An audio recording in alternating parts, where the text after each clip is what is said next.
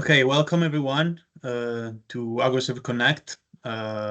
This is the first in a series of meetings from the AgroServ project, and we will try in the next few months to accompany the project and extend a little bit the debate on agroecology. Today, it's a very special presentation because we just launched the second call for a proposal in our Transnational and Virtual Access program.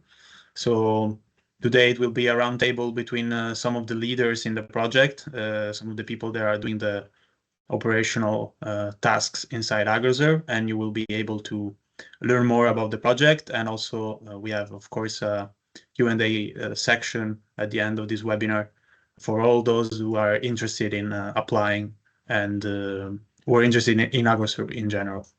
So without further ado, let me introduce the speakers that we have today. We have 6 speakers from AgroServ. They work, of course, in the different partner organizations and research infrastructures that are part of AgroServ. So we have Sara Dramé, who is the project manager in AgroServ. We have Roland Pirushka, who is the one of the access managers, I would say, chief access managers in AgroServ. He is a plant scientist at Forschungszentrum Jülich. We have August Ozkan, who is the Research Infrastructures Cluster Coordinator at the European Science Foundation. And they will both give us an overview of the application procedure and the evaluation part in the AgroServ project. And then we have René Beaumont. He is a director of research at INRAE. And then we have Jose Manuel Avila Castuera, who is the agroecology coordinator at LifeWatch ERIC. And finally, but not last but not least, I would say Katharina Heil, who is the program manager of communities and training at Elixir. So we have divided this presentation in 5 sections. We're going to try to be as quick as possible in giving you the best overview of AgroServ. So in the first part, we will introduce a bit the project for those who are not very familiar with it. And then we will talk especially about the application procedure for our second call. We're going to get into the details a little bit more. We're going to also touch upon the access quality management and the ethics. They are a big part of the AgroServ project. And we will talk about the community and stakeholder engagement part of AgroServ, which is also an important and central part of the project. And finally, the all the concerns data, so the AgroServ Knowledge Hub, which has been set up. And after these short presentations, we will move forward with the an extended roundtable, I would say, with questions and answers from the audience.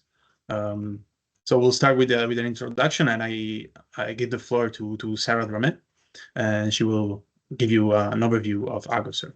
Please, Sara. Thank you, Daniele, for introducing everyone. So good morning to every participants in the webinar. Today I'm going to introduce the project AgroServ, which is a European project focused on supporting the transition and to sustainable and resilient agri-food systems. So this initiative addresses the pressing challenges of biodiversity loss and climate change that affect agriculture. I'm going to give you an overview of how the project is structured. So AgroServ is funded by the Horizon Europe Research and Innovation Program with a budget of around 15 million euros. The project began on the 1st of September 2022 and will run for 5 years, ending on August 31st of 2027. It is coordinated by Anaï Eric and involves over 70 partners from all across Europe. So the project is structured around 9 main work packages, so VPs, each focus on specific aspect of the project. So as you can see on the little image on the screen, VP1 is basically the work package who focuses on integrated joint management framework for TNA, VP2 AgroServ integration and customization of services, VP3 consolidating integrated data management and analysis services, VP4 access quality management and ethics, VP5 community building and users engagement, VP5 community building and users engagement, VP6 open innovation hub, VP7 developing a roadmap for long-term sustainability beyond 2027, VP8 outreach dissemination exploitation of results, and finally VP9 project management and monitoring. We also have VP10 until VP2021, which focuses on transnational services offering. So now that I give you an overview of how we collaborate all together within the project, I'm going to give you an overview of the research infrastructures involved in the project AgroServ. So at the core of the project, there are 11 major European infrastructures which bring a unique expertise and state-of-art facilities. So we have Anae Eric, analysis and experimentation on ecosystem, which specializes in ecosystem research. We have Elixir, who provides bioinformatics resources for life science. We have Emphasis, who focuses on plant phenotyping. Ibisba, who integrates services for industrial biotechnology. We have EMBRC, so European Marine Biological Resource Center, who offers marine biological resources. MIRI, which is Microbial Resource Research Infrastructure, who specializes in microbiological resources. We have EU OpenScreen, who provides screening platform for small molecules. Eurobioimaging, who delivers imaging services for biological and biomedical research. LifeWatch, who focuses on biodiversity and ecosystem research. MetroFood, who specializes in metrology services for food quality and safety. And finally, SmartCow, who provides resources for livestock research. But we also bring an expertise on social sciences through what we often call our 12 research infrastructure through our partner UTAD and Luque. Now I'm going to touch on the catalog of services very briefly. So we offer a comprehensive catalog of over 140 services providing access to cutting-edge facilities and expertise across various disciplines. These services range from molecular and organismal analysis to ecosystem and societal studies. So our key offerings include climate simulation, as you can see on the screen, crop performance assessment, agroecological data and modeling, and experimental ecology.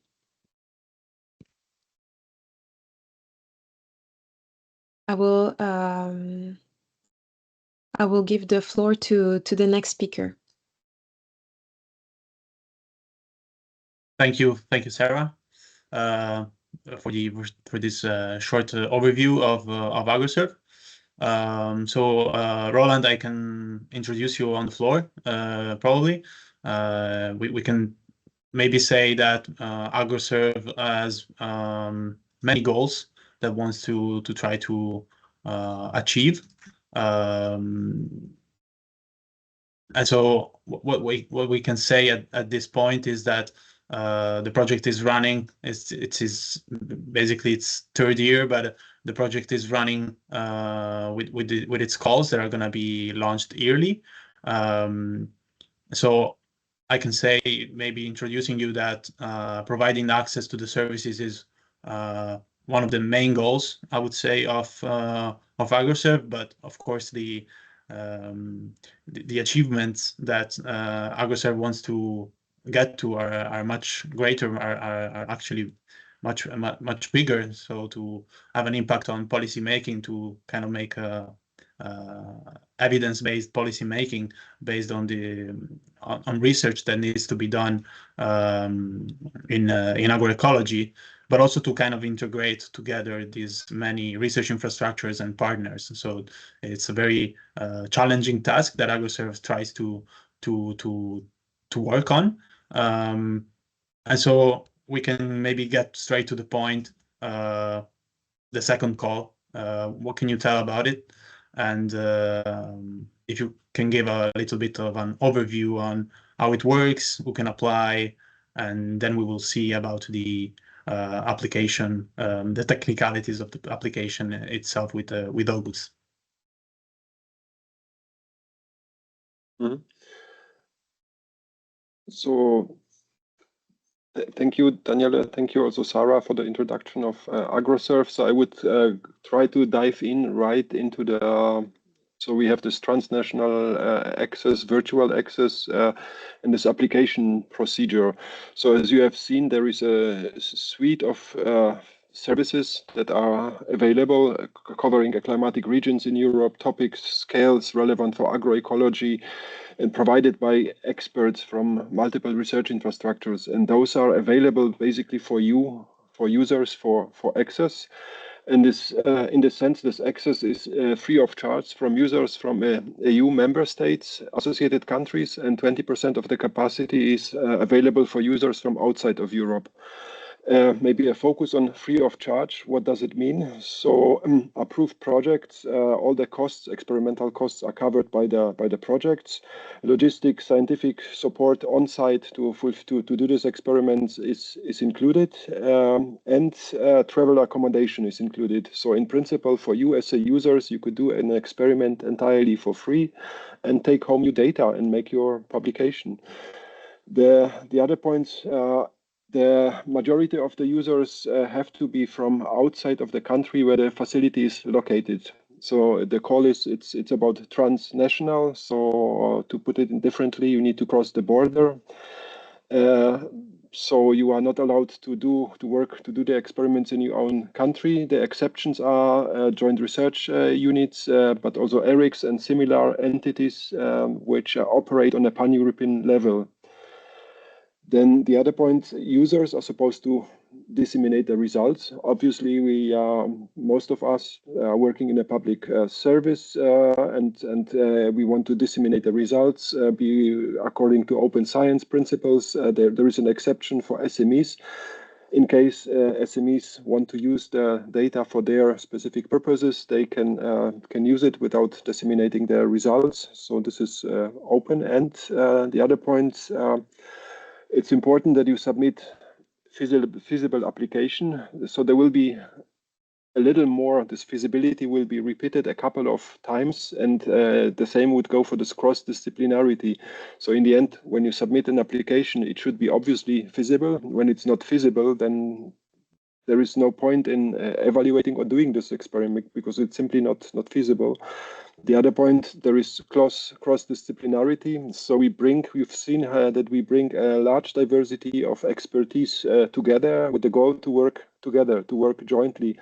And we specifically try to stimulate cross-disciplinary in this transnational access scheme so that users, you are supposed to apply to use at least 2 services from 2 or more different research infrastructures. The important in this context is also the feasibility and cross-disciplinarity. So as mentioned, this will be kind of mentioned a couple of times. From my perspective, when you go home with a take-home message, yes, I want to apply and I will take care of the feasibility, or feasibility is really important for these proposals, then it will be really, really great.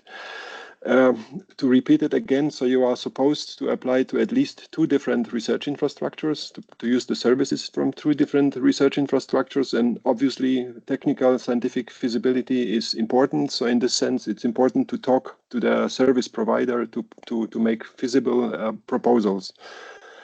In terms of feasibility, an important question is also that there will be ethical consideration, but this will be addressed by René later on. There are also data questions which will be addressed by Katarina later on. Yeah, we can maybe go through, Roland, maybe go through the steps that are required to apply. Yeah. Then I would, so I will not talk about ethics or any other or data, but move on to steps to apply. So as Daniela mentioned, the call is open now. The second call is open. So it's really important that you look at the website, look for the eligibility criteria, what is required for the proposal, explore the catalog of services. So Sarah described the catalog of services, the suite of services that are there. Obviously, you would need to identify the service that's relevant for you. To be honest, 2 services, at least from 2 different research infrastructure. Then contact the facility or access managers. So you, in order to have feasible proposals, you need to talk to facility managers. You need to discuss with them: is this really feasible? What I can do? We have a range of services, but those services cannot really cover everything. There are obvious constraints in every facility, and this is something that you need to explore by directly talking with the facility managers. And there is a deadline, which is really a hard deadline, and to support the proposals. Then submission of feasible proposals. So sorry for repeating myself, but this is really important, this feasible proposals. So you can submit your proposals only after the discussion with facility managers. The proposals will be evaluated by an external independent reviewer panel. So we have also this quality criterion, not only that the project consortium is discussing with you about feasibility, but also the scientific, but also feasibility is assessed by external independent reviewers. There is a panel. There are some evaluation criteria, and August will talk about this later on. The next point is also implementation. Once your proposal is positively evaluated, you can start negotiate with the service providers and implement your project. This is a point where you have some flexibility. Once your proposal, you described what is required in a proposal, then you can start discussing with the users how to implement, how to basically do the experiments that you propose. Moving on, we had already a first call. So this is right now the second call. This is which is in progress. In the first call, there was 38 proposals from 16 countries were submitted in the end as full proposals. And unfortunately, not all of them went into this evaluation process. And here again, a number of those they did not include the cross-disciplinarity, no transdisciplinarity, and they were not technically feasible. So we pay a lot of attention to those aspects. When those points are not addressed, then those proposals will be rejected, unfortunately. The point is we also try to describe, so basically every rejection includes also recommendation, please recommend, and take into consideration certain points. Currently, 26 proposals are under evaluation, and I suppose within the next couple of days, probably the results will be shared with the applicants, and they can start implementing their proposals. And we are working then already on the second call and expect hopefully a lot of applications. Moving on, some practical suggestions also. So you should register on the application platform. So please go to the website. There is a link to a submission platform. It's really important to register right at the beginning when you are interested in applying. There will be some information that will be shared with everyone who is registered. And this is maybe useful for your proposal to adapt to adapt to potential small changes, but also to be informed about the process and informed about everything that's relevant. Another point that's also important, you can, in terms of output, you can build your proposals on previous work. So previous proposals in national European funding where you are working, where there is a consortium which is in place, but also existing data. So you can build on this existing work, but so it increases the potential output in terms of papers, in terms of any other potential output. But you really need to be careful that you provide a statement that there is no double funding, that this work provided by AgroServ is complementary to your work that is already ongoing in other projects. And one final point, please read the guidelines and ask questions. There is a link to our email, so feel free to ask any questions that come into your mind to, in the end, submit once more feasible and eligible proposal. And as such, I think we are moving on to the... Yes, thank you, Roland. Very exhaustive overview. Here, just to show that the second call informations are available on our website, of course, agroserv.eu. There's a calls and resources section, and we can see on the screen here, this is the calls and resources section. There's a Transnational Virtual Access Program section. You can click on apply. And in this page, it's essentially everything that it's important to know. But of course, some questions might arise, as Roland says. So at the end of this page, also you have a contact email. But the application platform section that we see here, it's the one that August can tell us a little bit more about. So August, the floor is yours, and you can tell us what people can find when they click on the application link on our website. Yeah, exactly. And this is the interface that we are using for the application tool that is hosted in our systems. As ESF, we are undertaking this responsibility for the project. We are both receiving the proposals and then setting up the review panels. And as Roland repeatedly mentioned to you, it's composed of external and independent reviewers. So we are mainly managing this process for you. So this is basically the landing page of the registration platform, where you only need to enter the basic information about yourself. I'm not going to go through all these steps about how you're going to complete your profile and stuff, but we already have a very detailed guideline where you can see all these little steps. For example, this second screenshot actually highlights that there are actually multiple calls in the platform that you should be selecting the AgroServ. And yeah, once your profile is registered on the system, and when you click apply in the next screenshot, yeah, basically this is generally a user-friendly and highly self-explanatory interface that we are using. This is some basic things you need to put in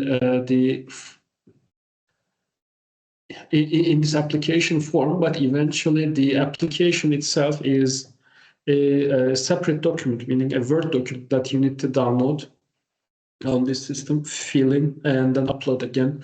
I think this is also very straightforward, since the European Commission is also using such a system. And but of course, in case you have any questions while trying to figure out how this thing works, there are also contact emails, and we are responding to them very quickly. And of course, just in case there will be any technical issues, we are there also to solve it. As I said, there are some other steps in our interface or in our application form in general, but you should be simply finding all those relevant information in the guideline as well that we're providing to the potential applicants. In the next slide, I'd like to talk a little bit more about the criteria that is used in the reviews. Well, again, if I go a bit chronologically, your applications, which actually passes the basic eligibility feasibility check by the access managers, are then forwarded to at least 2 external reviewers who make their first report about your application. And obviously the three criteria according to which your application is evaluated are these: the quality, implementation, and impact. All of them are scored out of 5, and yeah, eventually your application will get a score out of 15. And if I go through a little bit in the details, obviously the quality is about the scientific excellence of your application. So there are a few questions that are assessed by the reviewers to understand or basically to score the quality of your proposal. These are open to you as well. And if you want to apply, you will also be able to see transparently what are the evaluation criteria or what are the questions that will be used in assessing. And the second one is about implementation. Surely it's about how your implementation plan is suited to the project that you are proposing. But under the implementation, there are also sub-criteria, for example, about the ethical guidelines and standards. And obviously, this should also be answered by yourself when planning your application. And finally, about the impact. The expected output and impact will be evaluated based on these 3 questions.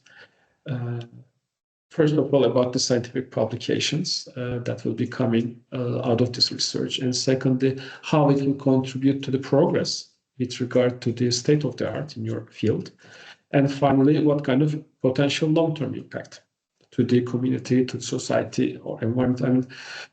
Please consider your applications a bit more broadly, just like we are all recommending about scientific work nowadays. And the next slide is, basically about the scoring range. As I said, it will be out of 5, and here the 3 out of 5 is the threshold for all criteria. And still similar to the European Commission implementation, we are applying a 10 out of 15 for the threshold for fundability of your research. So if any of the criteria is below 3, the application will be deemed ineligible for funding. And still, even if all the criteria are scored 3 or more, you will still need to rank high to be able to receive funding and to be able to be closer to funding. So I'm guessing this is more or less what I was planning to say. Do I have another slide? Okay, this is also a basic check, the conflict of interest check. Please read all these lines to make sure that you don't have. Okay, this is more about the review status, but the reviewers, we are actually making sure that the reviewers don't have these things. Of course, this is not about yourself. I'm sorry for this. This is the conflict of interest criteria that we are applying in order to make sure your reviewers do not have this working link with you or clash with you, so that the review process is happening transparently, accountably, and in a professional way. Thank you. Thank you, August. I think it's very clear. Of course, we have the chat open. We already got a question. I think we can finish our brief presentations and then answer all the questions that we can have on these topics.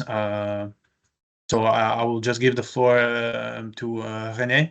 We're gonna now move to the quality and ethics in AgroServ. So we have a couple of things to say on that. So René, the floor is yours. Absolutely. You're muted, I think. Yes. Okay. Now we can hear you.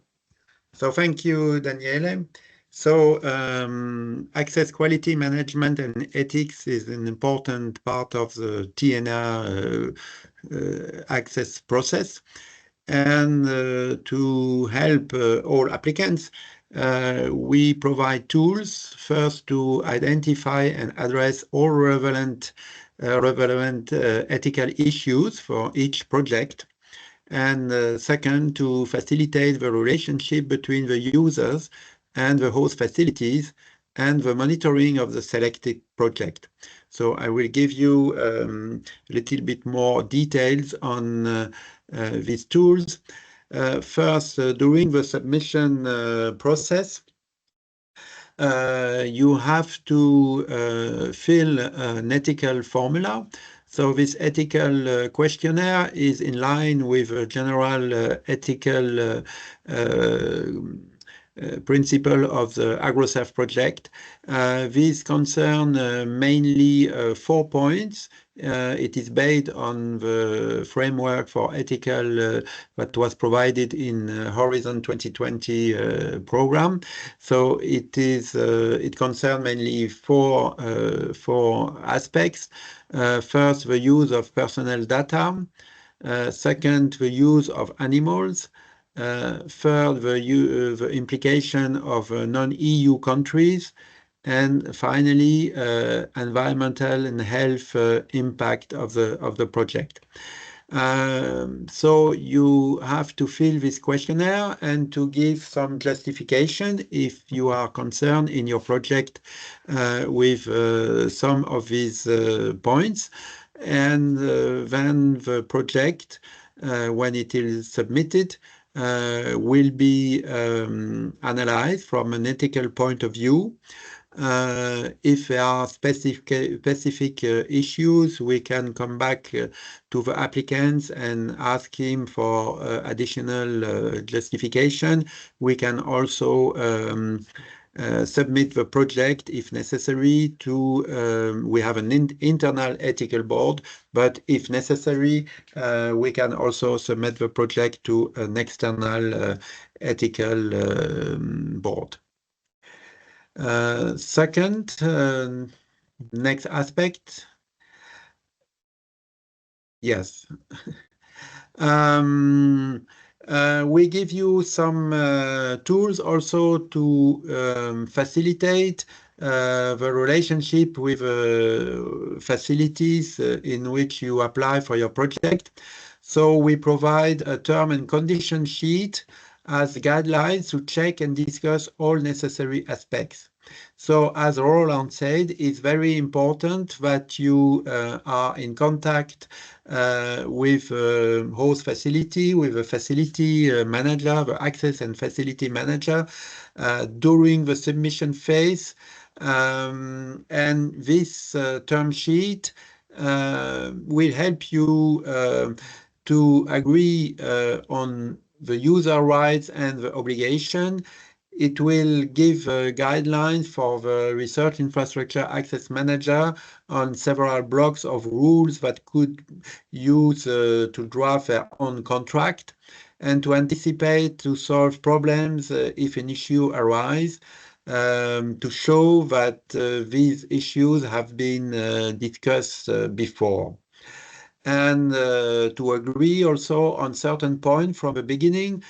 For example, if this project will imply a scientific collaboration with a research group of the host facility, some discussion are necessary about the co-signing of publication, and this could also be included in the contract between parties. So we recommend that you discuss all these points with facilities, and if necessary, you can also develop a research contract with a host facility. A third aspect is the monitoring of the project during its implementation. And for that purpose, we provide a template to report on the progress of the TNA or virtual access project. So the users and the access managers shall fill this template at different stages. We give you a template with different parts. We ask you to fill first part of the template before the start of the project. And then if the project is the duration of the project is more than 6 months, we will ask you to have a midpoint report at the mid phase of the project. And when the project is finished, we will ask you for a final report after the end of service provision. The template is mainly based on questions you may ask with short answers. The aim is not to ask you to do too much paperwork, but it's important to have your feedback as the user and also the feedback of the facility manager to help us to improve the process for the next calls, of course. I think it's all I wanted to say you. Yes, that's great, René. Thank you very much on these topics. Absolutely essential to know before applying all of these aspects as well. So quickly we move forward to the fourth section of these short presentations on AgroServ with Jose Manuel Avila. We're going to talk a bit about not strictly, I would say, related to the call, but very important as well for AgroServ to explain a little bit AgroServ's role in terms of stakeholder engagement and the expansion a little bit of the agroecological community and the co-creation aspects, I would say, as well, that AgroServ is carrying on. So, Jose, the floor is yours. Thanks, Daniele. Yes, it's for us, for AgroServ, the community of users and also the stakeholders. It's essential. It's essential for us. In fact, we have an entire work package that want to take care of the to provide a common methodology, you know, to organize the engagement activities, you know, together with other work packages. We want to introduce you our vision and how we want to collaborate with users beyond the provision of services. That is the main goal of AgroServ, but we want to have a bigger impact than the individual projects, creating this community and interacting bidirectionally with the community of users and stakeholders. In that sense, we organize and we have developed this common methodology to ensure that all the stakeholder engagement needs are well timed and targeted. It's conducted with appropriate methods and facilitating capacity, and that all the results, all the feedback that we collect from you, it's introduced during the project. And as part of this engagement plan, we collaborate a lot with the communication plan, and so we have this type of series of webinars to present the different calls and to give you information about our vision on agroecology, or conferences with potential users that we had one some months, some years ago, and we will organize others during the project, as we'll explain later, or also an AgroServ training program that try to also organize and all the training that we are developing within the project.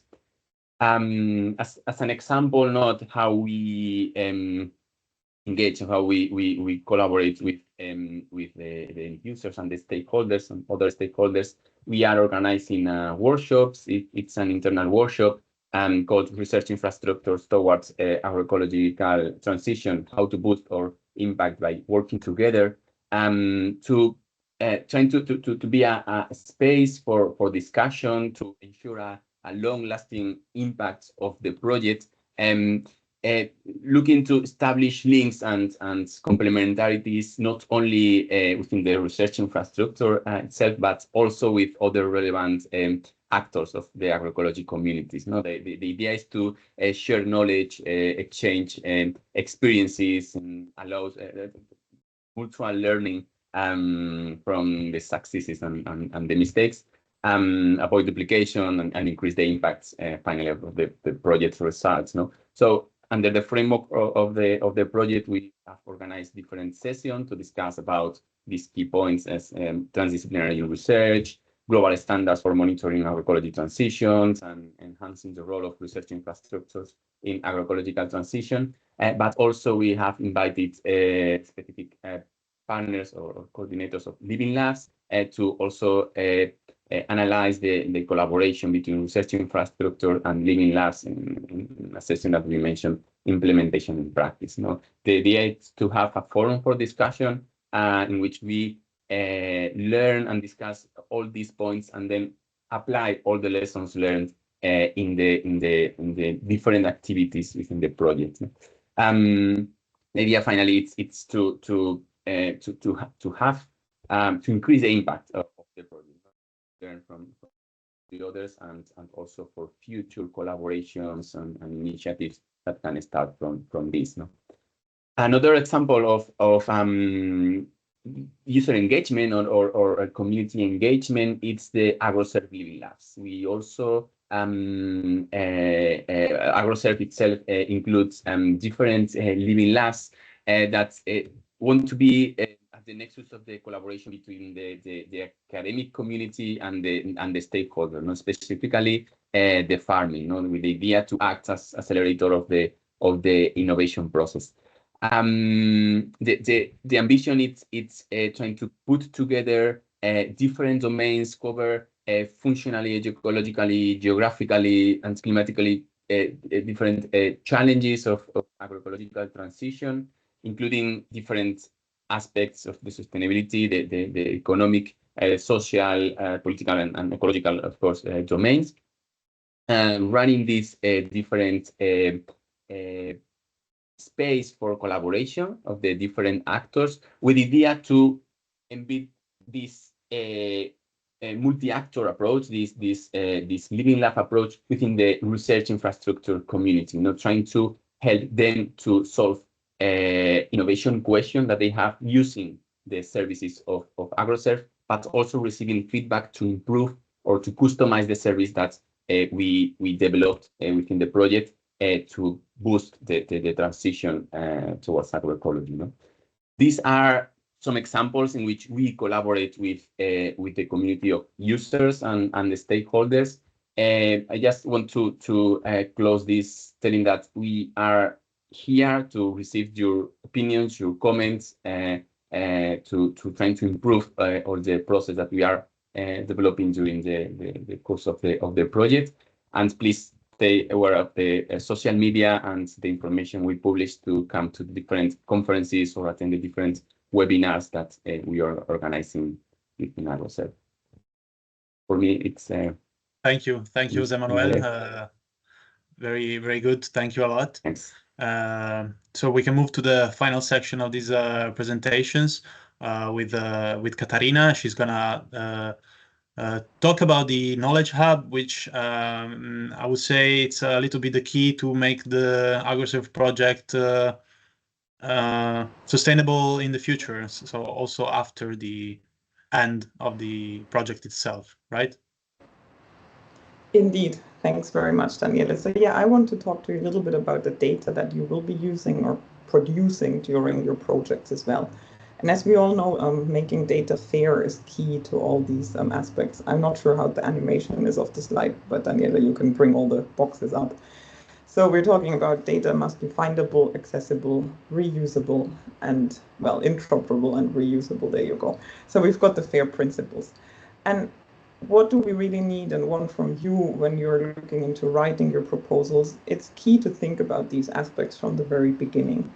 But what we also want to make sure is that you're not alone on that journey. So if we move on to the next slide, you can see that AgroServ has already built what we refer to as the Knowledge Hub, And in that, we are supplying a certain number of tools to you as the users to then be able to think about all these questions around data, how to make it fair, how to also provide a sustainable environment, as Daniela said, to make all this useful in the future as well.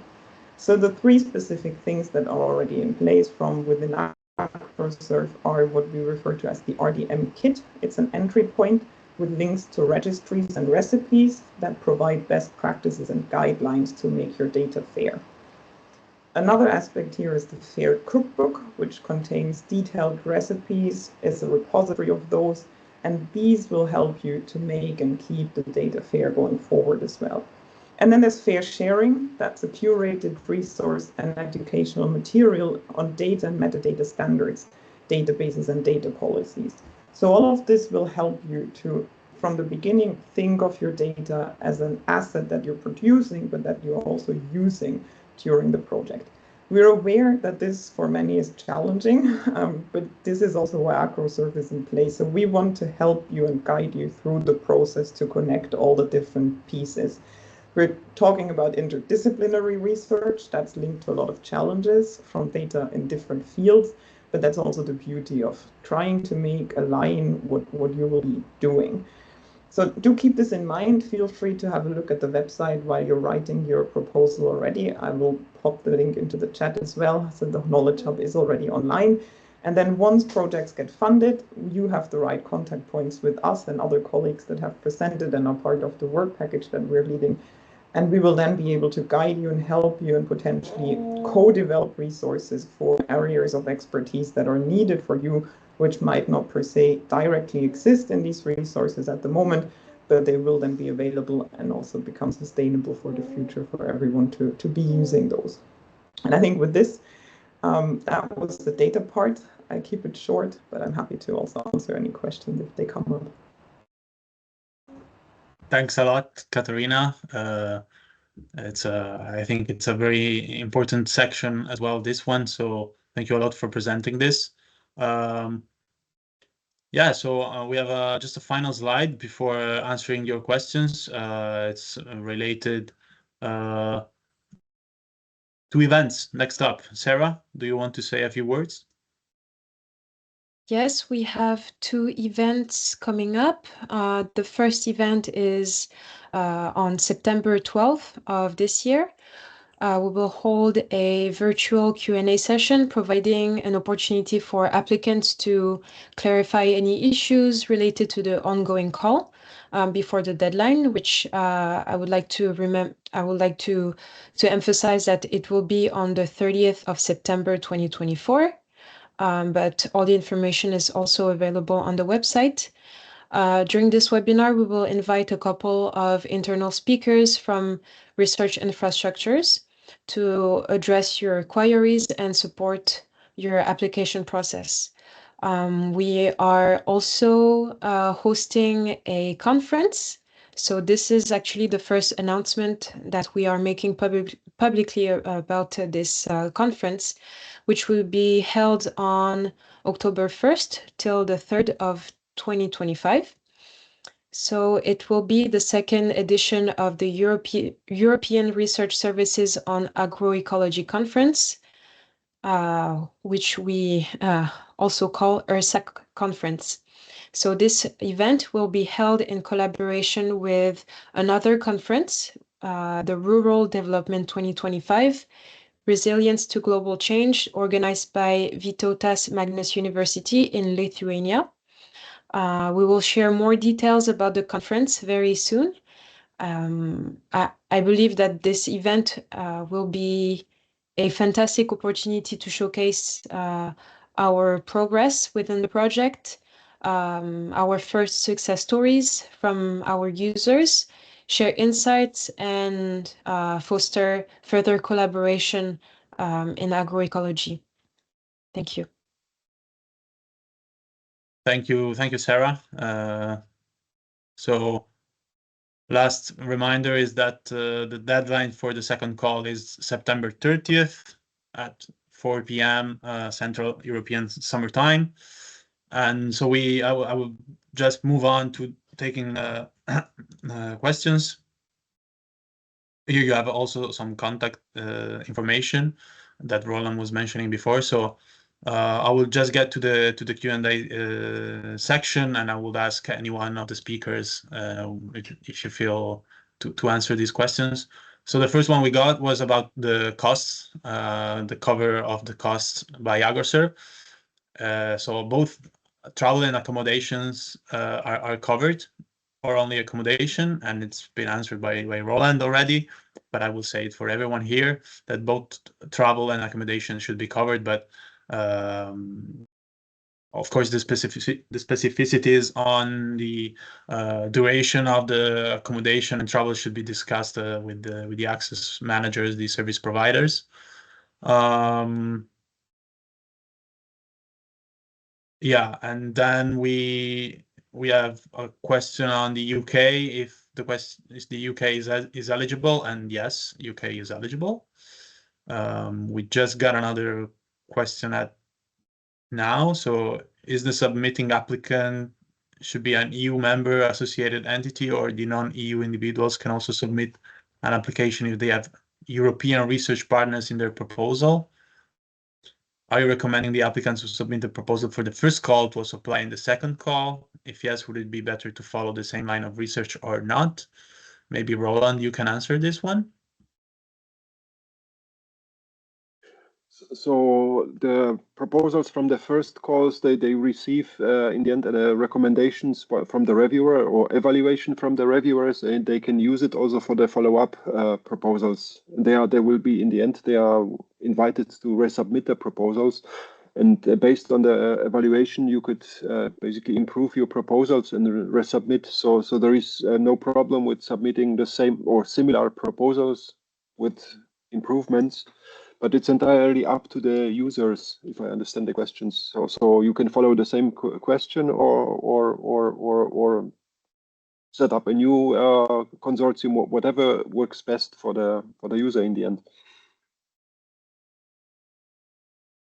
Yeah, and also I see questions on who can actually participate. If you want to remind about the access from outside Europe, how does it really work? So it's not necessarily the nationality of the users, but the affiliation with the institute from which they apply. So when you are affiliated with an institutions in member states and associated countries, then you can apply. For all the others, the 20% rules apply. So at this stage, it is the second call. I think there should be still enough resources or there should be resources for users outside of Europe to apply. So when you are outside of Europe, please feel free to use this opportunity. And at some point when the resources will be used, and the resources, it means it's the 20% of the total resources from the projects that are available for access. Once they are used up, there will be a note on the website that unfortunately the capacity is used and users outside of Europe cannot apply anymore. But so far, please go ahead. And Algerian University, yes, you can apply.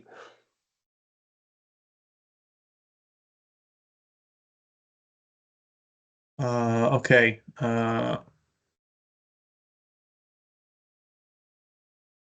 I would just, I think I would just at this moment allow anyone to raise their hand and intervene if they want to have, if they want to make questions directly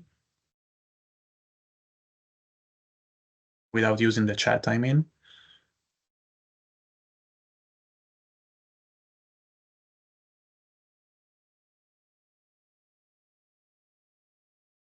So please, if you have any question, this is the moment.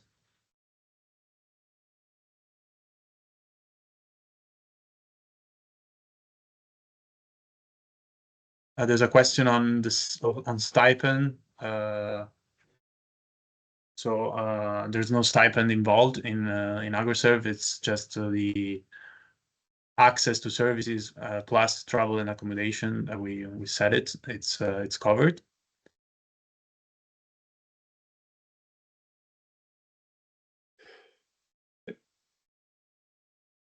there is a question by Dries. So he's asking about crop types. So basically, calibrating, validating satellite-based data on field experiments. It's a difficult question because in principle it might be possible, but we have also field sites, actually many field sites in AgroServ, but those field sites may be used differently, may be used for different purposes. So it's not so you could it's possible that you could piggyback on some of those experiments and be part of the consortium that is applying, but it's not really that straightforward because.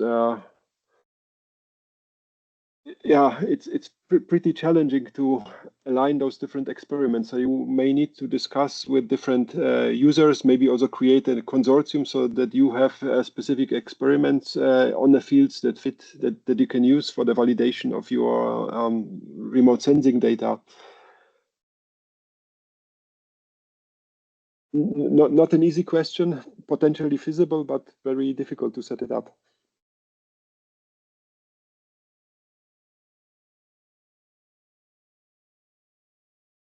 Okay, so I don't see any other questions. Maybe we can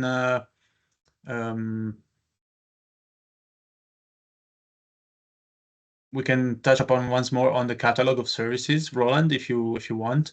So how does it really work, and what can we find when we navigate into the catalog of services?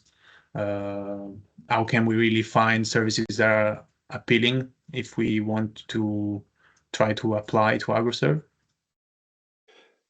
So the catalog of services includes information. So there are keywords. So you can search for different services based on keywords, but also based on the content. So in the end, when you find certain services, you can read. You get a very general overview what those services provide. There are contact information of the managers of those services, so facility managers. So this would be the contact person to ask how this service could be implemented. Does it fit to your question? So you can drop those people. That would be the first approach.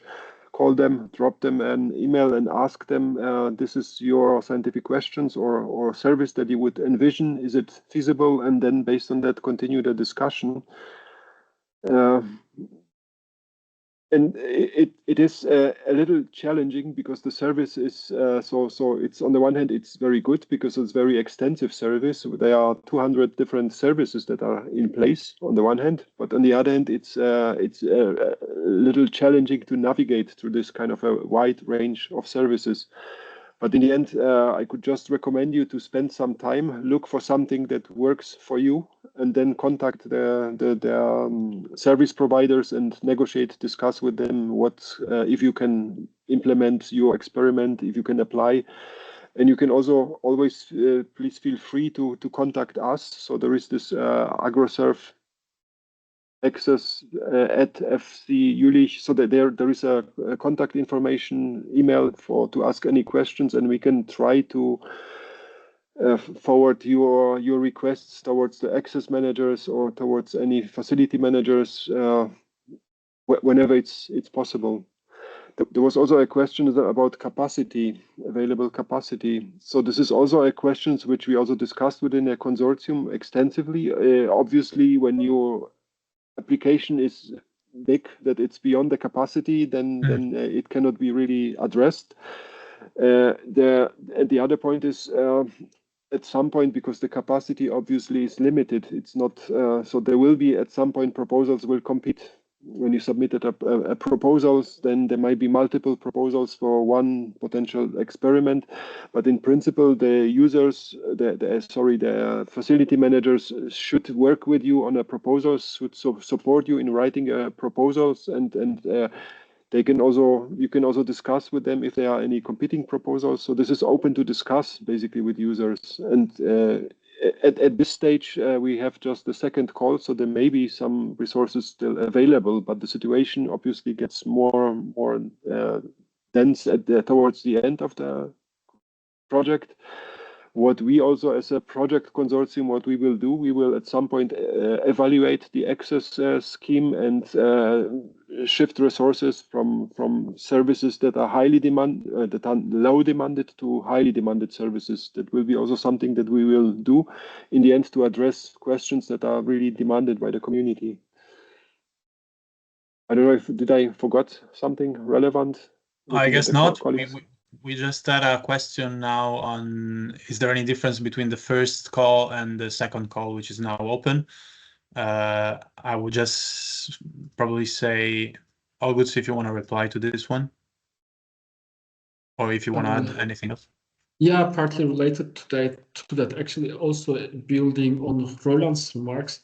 There's also a constant consideration of the resources within the managing consortium of AgroServ. So, well, in the next calls, actually, there will be some different offerings by the existing infrastructures. It can also be based on demand. So I think it's always good to be in touch with the access managers about the needs or future plans by the applicants, because there is already an internal call going on to maybe consider or shift the infrastructure offers. Yeah, I think this is also important to highlight about how a call could be different from the previous one. So the platform, the catalog will not remain the same until the end of the calls in the next couple of years. Yeah, thank you, August, for these points. Let me also say on this that on our website you can find also a newsletter you can subscribe to if you don't want to miss any news on the future calls that, as August says, are gonna maybe evolve. So it's a project that it's evolving and it's developing also based on demands on the availabilities of all the service providers. On the differences between the first and second call, I would just say that the first call had a little bit the application procedure was a little bit more complex, but apart from this, I think that the other elements are actually the same as the first call, right, Roland? Yes. So basically, the second call is similar to the first one. It's open to whatever questions you have that address resilient, sustainable agriculture and agroecological transition. So it's rather broad, which provides also quite some flexibility to the users to apply.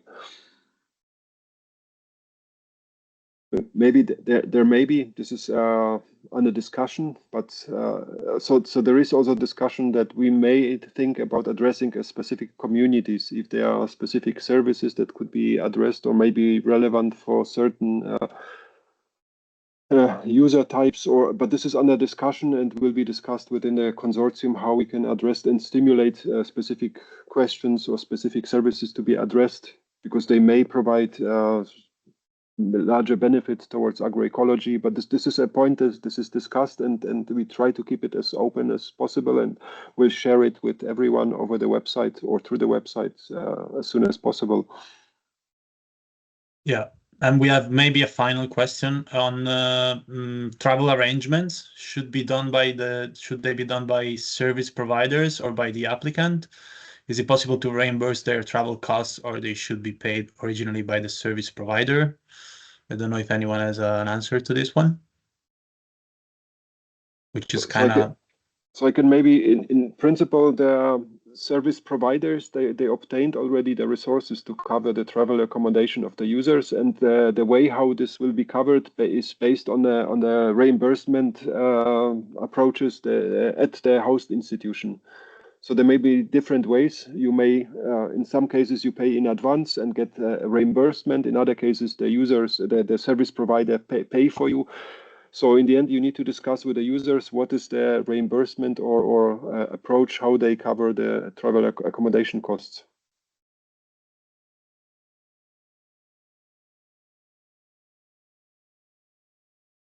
And yeah, we have another question on eligibility from outside Europe. We already answered, but we can say once again that anyone from around the world can apply, but you have to fulfill eligibility criteria that imply that you access services that are based in Europe. So this is, of course, has to be stressed, and it's very important for the project.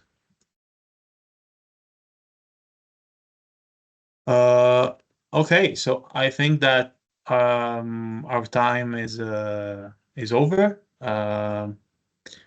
You see on this slide on the screen these emails. You can find them on the website for any questions related to access to the application procedure or questions related to AgroServ in general. You can send us an email. We will be happy to respond. So I would like to thank once again all the speakers that joined us today. We will probably announce some news on new events and moments that are just specifically addressing the application procedure. So keep in touch and stay tuned on our social media. So thank you everyone for joining. This call and this webinar will be made available online in the coming days, so you can also rewatch these presentations. So thank you everyone. Have a good day.